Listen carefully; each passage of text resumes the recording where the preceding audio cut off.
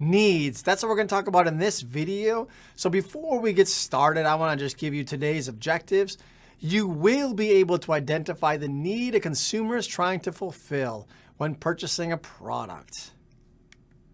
Before we get into today's lecture, though, I just want to do a quick review from some of our previous videos that I posted. There are 4 types of values that consumers are trying to look for. The first one's economic value. Remember, we talked about that was an LED light bulb, sort of a bang for your buck. The second one is functional value, which we said it's focused on the features and benefits that that product offers, which are things like smartphones. The third one is experiential value, which is more like brand value. When you think about brands like Lululemon and Apple and Nike, people will pay extra money just to have that brand name. And the last one is social value. Social value is the idea that it only exists because there are other people on there. So the perfect example is social media. Imagine being on Facebook and you're the only person there, or TikTok and you're the only person there. It's a pretty useless app or tool when you're the only one there. The only reason it exists is because millions of other people are with you at the same time. So today what we're going to talk about, though, is the opposite of values, and we're going to talk about costs. What types of costs do consumers have, and what type of costs are consumers trying to avoid? So the thing that I want to point out is that we often get caught up in always thinking more is better, but more is not always better. Oftentimes, instead of more, we want to think about less. What can we remove? What are those pain points that customers have that they're looking to remove from their lives? So the example I'm going to use for talking about costs and how a brand absolutely removed multiple costs to just destroy their competitors was Uber. And I also want to kind of talk Uber, Lyft, sort of in the same. But Uber, we're going to use the example of how they came in. They removed multiple costs from the traditional taxi services, and they were able to dominate the market. So what are these 4 costs? The first cost, monetary cost. The second one, time costs, energy costs, and psychological costs. So now I'm going to go through Uber and show you how they use each individual one to actually meet their customers' needs and to become a successful brand. So the first one's monetary costs. So this isn't as relevant today as it was in the very beginning, but it still is somewhat relevant, especially when you're not in peak times. But Uber was much cheaper when it came out compared to the traditional taxis. The price was cheaper, so that's a monetary cost. People want to pay less for what they get. Monetary costs, Uber was much less expensive than its competitors. The next one is time costs. If you go back and you think about what it was like taking a taxi before Uber and Lyft came, in most metropolitan cities, and if you were in the country that didn't even probably exist in rural America, but especially in the metropolitan areas, most taxi services existed around or near the airport because those are the people that were looking to take a taxi. So if you were not near the airport and you wanted to take a taxi, it took a long time for that taxi to come. You'd have to wait maybe even an hour to get there. And if you happen to be in a metropolitan area like in New York City where there are multiple taxis, catching a taxi was not always easy. You're standing out there, you have your thumb out trying to get a taxi, trying to wave it down, and they just keep zooming by. You know, for myself, I used to live in Seoul, South Korea, and getting a taxi was nearly impossible a lot of the time. Even though there are millions of them, they're literally everywhere. They would pull up next to you, they roll the window down, and they say, "Where are you going?" And if you're not going to somewhere where they want to drive to, they would just take off. And sometimes it could take forever, like literally an hour to catch a taxi. So Uber came, they have no choice. You put it on your app what you want and they show up. So it's a massive time cost that they were removing. So here's actually a video I'll link below. And this talks about Gary Vee, who's one of the, he's a pretty trendy guy on YouTube. He has multiple videos about different things. But this is from a speech he gave years ago about how Uber was able to be successful in New York City. And I won't give you what he says, but it's really, really interesting what he says. The next one's energy costs. What are energy costs? to me personally, think about when was the last time you picked up the phone and called somebody. I'm not a fan of calling people. If I can text somebody or order something on an app, it's much easier. I don't know, maybe I've just gotten old and I'm cranky, but I personally think it's much easier to just deal with apps and text messages and even emails than it is to actually talk on the phone. And so Uber, all you have to do is go to the app and you get it there, compared to traditionally when you wanted to get a taxi, you actually had to pick up the phone and call the number. Maybe you had to find the number online and then call them and talk to wait, can you hold please? Then you finally get someone online and then they come back and then they send a taxi over. So to me, that's an energy cost that I didn't like to deal with. And then that goes somewhat into time, which is you're waiting, right, for this to come there, which is an energy cost. Like waiting is exhausting. We've all have been in the airport where you have to wait. It's exhausting. You're not doing anything, but it's tiring. The last one is psychological costs. I just want to point out psychological costs and energy costs are really, really, really similar. Psychological costs are the stresses that you get. And to me, I think about, riding in a taxi. Traditionally, taxis are most often owned by the taxi company. They aren't clean, nice product cars. Where when you ride an Uber, it's that person's car. They keep it clean. They have some pride in it, right? That's a psychological cost. It just feels more comfortable. The other thing is it's easier. Taking an Uber is just easier. And I'm going to give you an example. This is from something I found online when I was preparing this lesson. I'll take a second and read it to you. It says, in one study, it was found that 4 boroughs of New York City, excluding Staten Island, have experienced a 25 to 35% decrease in alcohol-related accidents since the inception of Uber, as compared to the other locations where the company doesn't operate. So to me, that is a perfect example of how Uber has been successful. It's just easier. Why is it easier? Because they removed multiple costs that used to exist.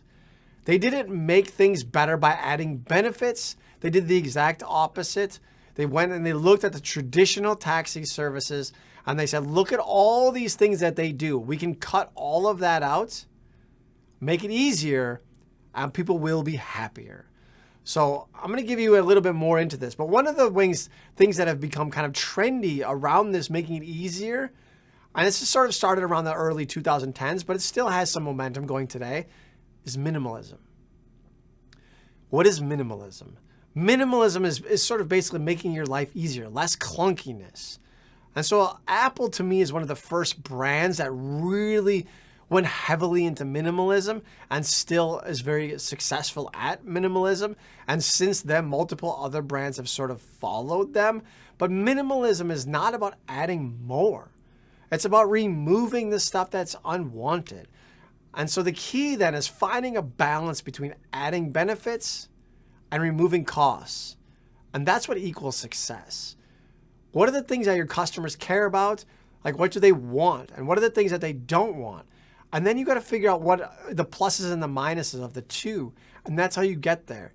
And the reason we talk about this, and I point this out, is because we often have this thought of just more is better. Why aren't customers buying my products? We need to add more.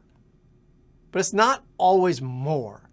Oftentimes what you need to do is remove the burdens that exist. And that's what will make your product better.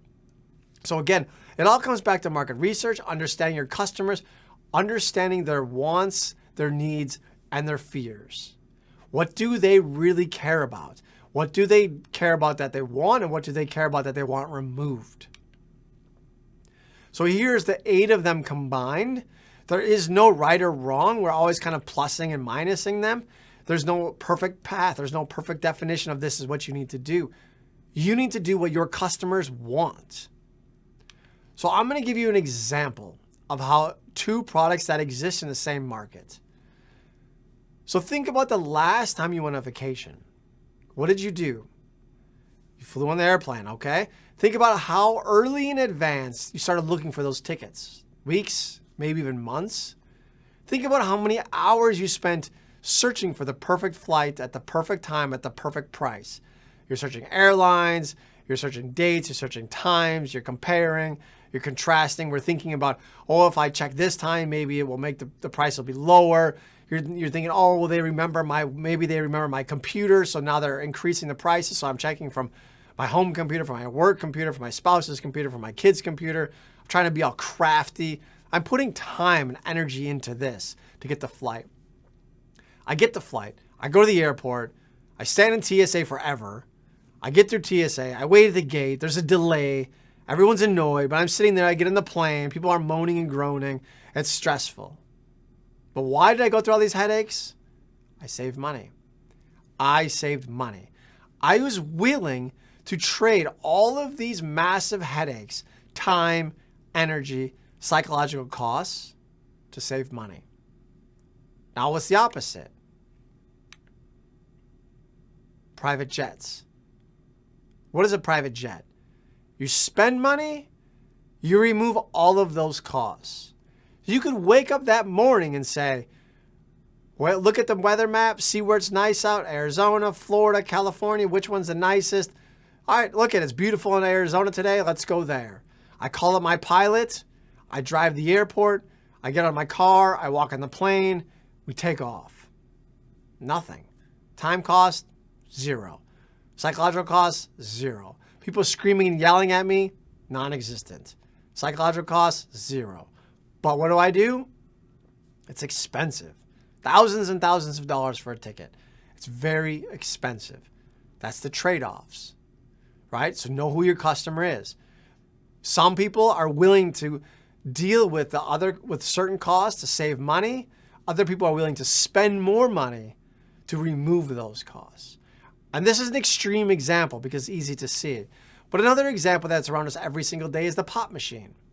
How much does a pop cost in the pop machine? Not that much, but it's more expensive than everywhere else. Have you ever played golf?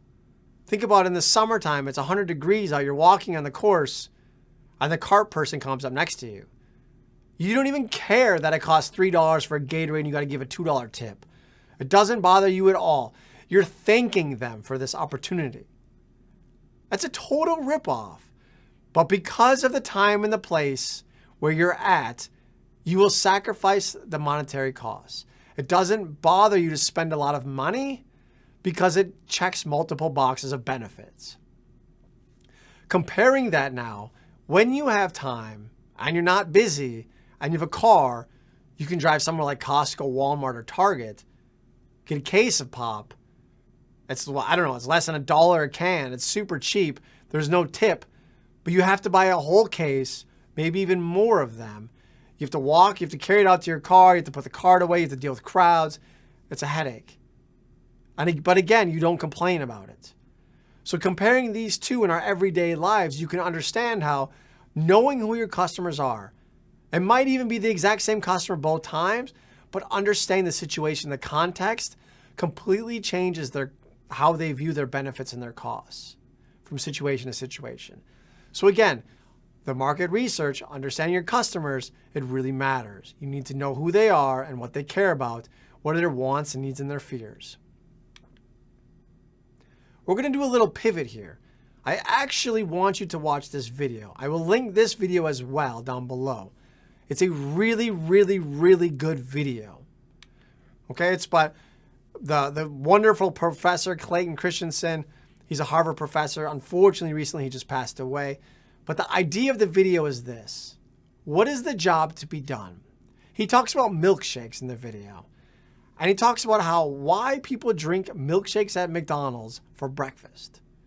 Because they're looking for something that specifically solves a problem that they have. The problem that they have is they need something to do while they have a long, boring drive to work, and at the same time, they need something that will keep them full until lunch. So they drink milkshakes. Milkshakes take a long time to drink, and it's very filling.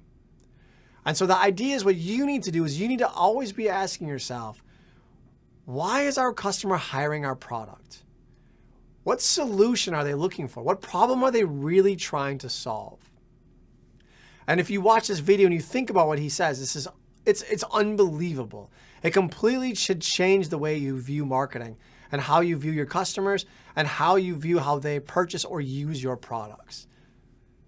I'm going to give you another story. This is a story that's a bit older, but it's the same idea of understanding your customers' wants, needs, and fears.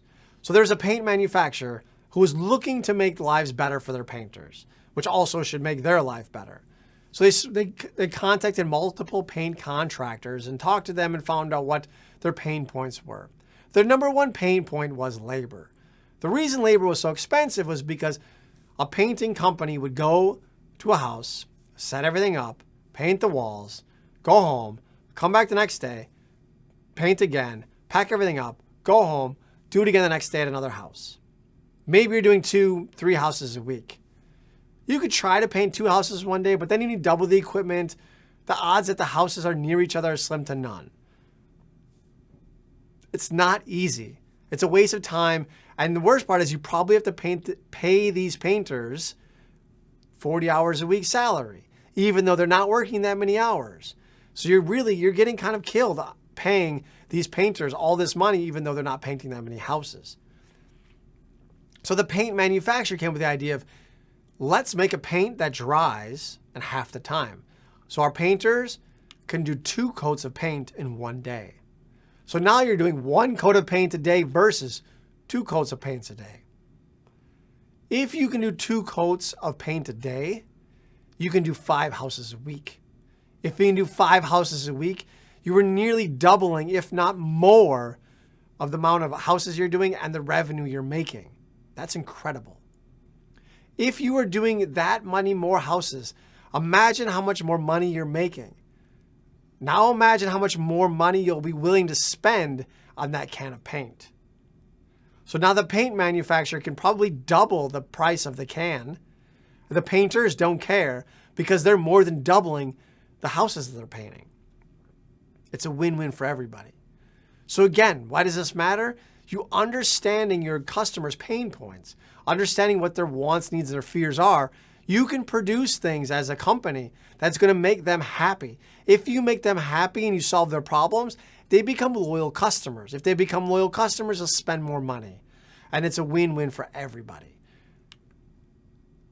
So the goal of all of this is marketing is centrally about creating and communicating value. You want to understand what consumers value. That's what your job as a marketer is. You understand what they care about, and then you make the product that they care about, and then you tell them, hey, I have a product that's going to solve your problem. You communicate that to them. And because you're communicating it to them, they know you have these solutions to their problems. They'll pay you for them. And the thing is, it's a win-win. Everyone is super happy. It's all about providing solutions to their problems. Why are they hiring your company? That's what you have to remember. Why are they hiring us? If you know why they're hiring us, you can provide a solution so they continue to hire you, right? All right, so here's an last example. So while companies sell cars, customers buy transportation, image, and freedom. Remember that. So while companies sell cars, customers buy transportation, image, and freedom. Remember that. One more time. So while companies sell cars, customers buy transportation, image, and freedom. They are not buying a car. They're buying those 3 things. Think about that. That's a really, really, really important thing to always remember when you're trying to sell a product. All right? So hopefully by the end of this video, you are able to identify the need a consumer is trying to fulfill when purchasing a product. All right, thank you so much. Have a great day. Take care, and I'll see you soon. Bye.